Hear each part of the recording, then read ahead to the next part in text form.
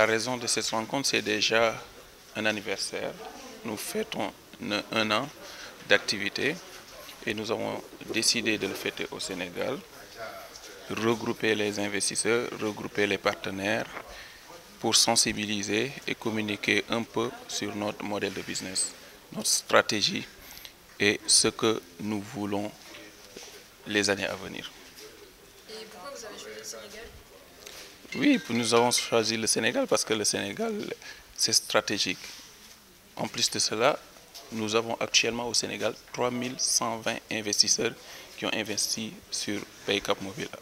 Alors, nous allons les donner l'honneur de recevoir leur propre entreprise et de comprendre réellement avec les administrateurs avec qui ils traitaient depuis très longtemps, à distance dans le digital, qui est magique d'ailleurs. À travers le digital, les gens se regroupent tout le temps à travers des forums, de parler de leurs propres produits, la consommation, les stratégies, la mobilisation que nous devons mettre sur place pour développer PayCap au Sénégal. Est-ce que vous pouvez nous expliquer concrètement le but de PayCap en Afrique et l'impact sur les pays africains? Voilà, nous avons deux facteurs. En fait, il y a une mission, il y a une vision, mais aussi un modèle de business un peu révolutionnaire. Notre mission est un peu la souveraineté des Africains, la souveraineté économique. Nous avons regroupé les Africains à travers un programme. Nous préférons parler de programme au lieu de société ou d'entreprise. Pourquoi programme? Parce que nous avons l'objectif de mettre sur place 10 sociétés sur les secteurs les plus rentables en Afrique. Alors pour réussir cela, nous avons une mission de regrouper les Africains, une vision de les regrouper à travers ce modèle de business qui peut être bénéfique pour l'Afrique. Pourquoi? Parce que ce modèle de business est en phase avec notre sociologie, en phase avec notre culture d'économie participative. Alors c'est pourquoi nous voulons en fait exposer tout cela aux Sénégalais, à nos partenaires pour qu'ils puissent comprendre mieux notre manière de faire et notre modèle de business. Est-ce que vous pouvez nous expliquer un peu ce financement participatif? Le financement participatif, c'est une plateforme que nous avons créée, une plateforme qui utilise la technologie blockchain. Dans le monde, nous voyons beaucoup de crypto-monnaies, mais nous ne faisons pas réellement de crypto-monnaies, mais un nouveau concept que nous appelons crypto-actif.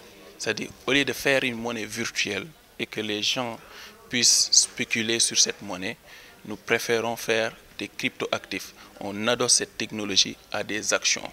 Regrouper aujourd'hui 90 000 Africains et leur demander de financement, de leur signer des contrats est quelque chose de très compliqué. Alors que la technologie amène des solutions. Vous pouvez regrouper 1 milliard d'Africains à travers la technologie blockchain, qui est une technologie vraiment révolutionnaire que nous avons utilisée à bon escient pour réaliser nos projets. Quelques contraintes qui se présentent, mais si on part déjà du point de vue de l'accessibilité à Internet, quoi qu'on dise aujourd'hui, l'Internet est assez accessible au sein de la population. Il y a quelques jours de cela, j'étais parti au Sénégal oriental, Tambacounda, Kédougou, mais j'avais accès à Internet. Donc le fait d'accéder à Internet aujourd'hui n'est plus un souci, d'une certaine manière. Le fait d'accéder à des smartphones aujourd'hui, d'une certaine manière aussi, devient de plus en plus accessible. Avec 10 000 francs, on a un smartphone sur lequel on peut faire des opérations. Donc la question, on va dire, n'est plus sur la partie accessibilité à Internet. Maintenant, il y a une question d'ordre réglementaire. On a toujours deux lectures. Est-ce qu'on attend que tout soit réglementé pour mettre en place une solution? Sauf qu'on va dire la culture numérique, la culture digitale ne s'est pas fondée sur d'abord une réglementation. On va dire, c'est pourquoi on parle de disruption. Disruption, ça veut dire on dérange quelque part. Quand on dérange, on débute, on commence, après la réglementation vient pour organiser. Je pense que Africacoin, PayCap, ils sont beaucoup plus d'une certaine manière sur cette approche. Ils veulent mettre les premiers éléments pour amener le régulateur après à s'intéresser, à poser le débat.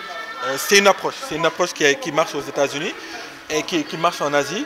En Europe, on est plus sur l'autre école où on réglemente d'abord, après on met en place. Mais ce qui fait qu'aussi, les États-Unis et la Chine sont en avance sur la guerre digitale qui se passe. Donc, en tant qu'expert, je dirais que peut-être c'est la meilleure approche pour poser le débat, parce qu'aujourd'hui, la blockchain et toutes les monnaies virtuelles, c'est quelque chose qui intéresse la population. On parle de francs CFA, de plein de choses qui sont des sujets d'actualité. Donc, il est important aussi que des acteurs économiques posent le débat, croient en leur business et essaient de démontrer que c'est quelque chose qui est viable. Maintenant, du point de vue du marché, oui. Pourquoi ça peut marcher? Pourquoi? Parce que c'est accessible. On parle de 650 francs pour être, entre parenthèses, actionnaire. Donc, quelque part, 650 francs, c'est accessible pour la majorité de la population. Mais il faudra trouver un modèle pour que ça soit beaucoup plus démocratique. Ça, c'est leur travail. Moi, j'ai juste un regard d'expert. Et comment faire pour amener la population sénégalaise surtout à adhérer à ce projet? Aujourd'hui, on a déjà vu Wari. Lorsque Wari débutait, on n'y croyait pas. On a vu Orange Money. On a vu d'autres acteurs de tout ce qui touche au fintech, au mobile money. C'est devenu une réalité. Aujourd'hui, à partir de chez nous, on peut payer la facture, on peut transférer de l'argent. Donc, on a déjà quelque part cette culture-là maintenant dans nos réalités.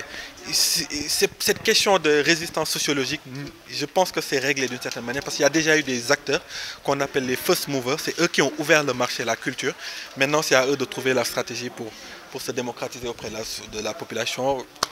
C'est leur business. La question de l'accès au digital dans le milieu rural est une question, on va dire, importante. Mais du point de vue étatique, je dirais, du point de vue des acteurs comme les télécommunicateurs, comme Sonatel et autres, ils ont fait un effort pour être présents un peu partout. Je vous dis, je viens de Kédougou, je viens de Tamba, j'avais la connexion. C'est juste que je suis entré dans le parc Nyokolokoba pour aller à Simenti. Là, il n'y avait pas la connexion, c'est normal. Il n'y a que des lions là-bas. Donc, ils n'ont pas. Mais pour l'accessibilité, aujourd'hui, c'est quelque chose qui est, en tout cas au Sénégal, on est avant-gardiste d'une certaine manière. Maintenant, c'est l'utilisation. Il ne faut pas que le digital s'arrête à WhatsApp, à Facebook. Et dans le monde rural, présentement, ils sont beaucoup plus sur ces éléments-là. Aujourd'hui, on peut utiliser le digital autant pour régler des questions de santé, on parle de e-santé, de passeport médical, on parle d'agritech, donc utiliser l'agriculture et la technologie pour permettre à ces agriculteurs ruraux de pouvoir soit obtenir une information à temps réel avec des drones ou quoi que ça puisse être. Donc aujourd'hui, c'est des choses qui sont accessibles grâce à quoi? Grâce à un téléphone. L'avenir de l'Internet, l'avenir du digital passera par le smartphone. Ça, tout le monde le sait. Et donc, tout ce qu'on aura à développer, nous tous acteurs, que ce soit start-upers, État ou quoi que ça puisse être, autour du développement du numérique en Afrique, passera par le téléphone et principalement par le smartphone. Et donc, c'est à tous les acteurs de trouver les bonnes stratégies. Mais c'est quelque chose sur lequel qui doit devenir une priorité parce que la moitié de la population africaine vit encore dans le milieu rural.